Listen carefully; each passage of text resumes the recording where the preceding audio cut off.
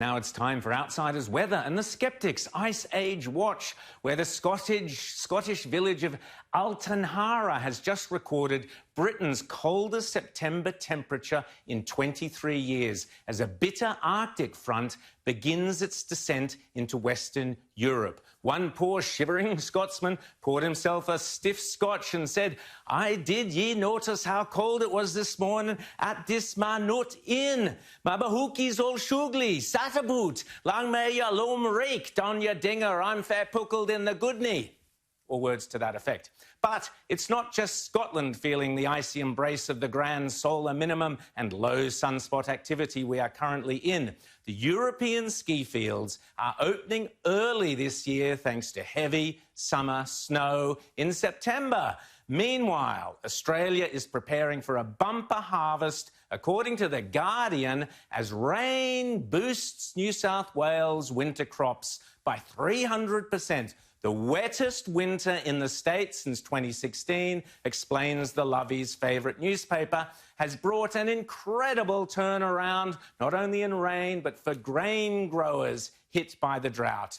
Thanks to above-average rainfall between March and August, winter crop production in New South Wales is predicted to rise dramatically.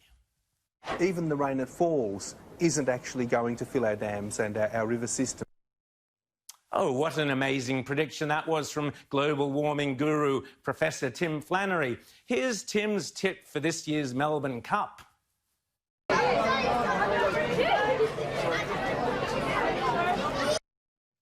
And in America, hundreds of all-time low-temperature records tumbled over the past week, but not a word from the mainstream media. The city of Syracuse in New York tied an all-time record low of 1.1 degrees Celsius last Saturday morning, a feat not achieved since 1943. Buffalo also tied a low-temperature record set back in '95, and many upstaters woke to a rare September frost over the weekend, 3 weeks ahead of schedule. Washington, D.C. is suffering its coldest September temperatures in 20 years, and the Canadian province of Ottawa has also been breaking or matching records for all-time September cold.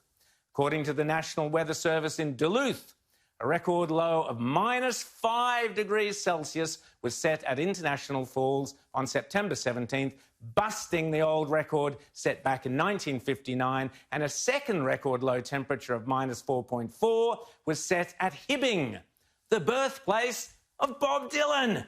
No, don't worry, Rita, I won't play any Bob. Oh, yes, I will.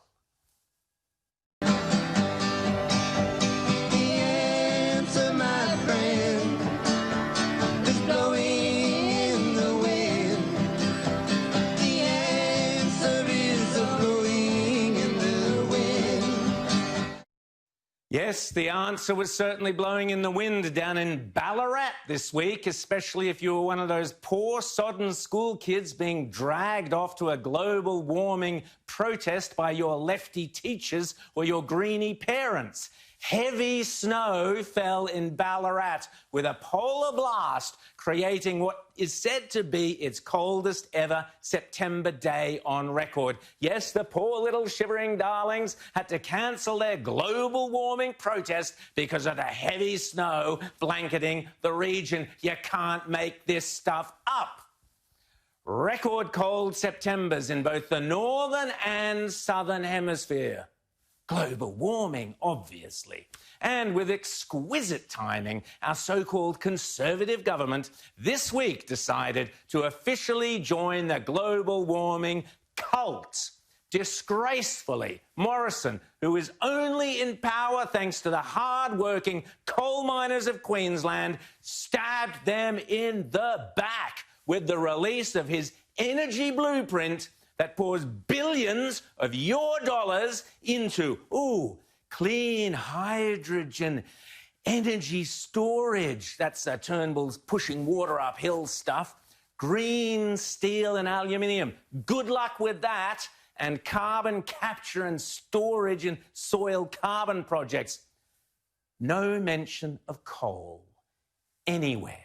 What a disgrace. Zali and Greta must be popping the bubbly. Still, We've got exclusive footage here on Outsiders of the first of Scott Morrison's amazing new renewable energy schemes already up and run and powering our future major cities.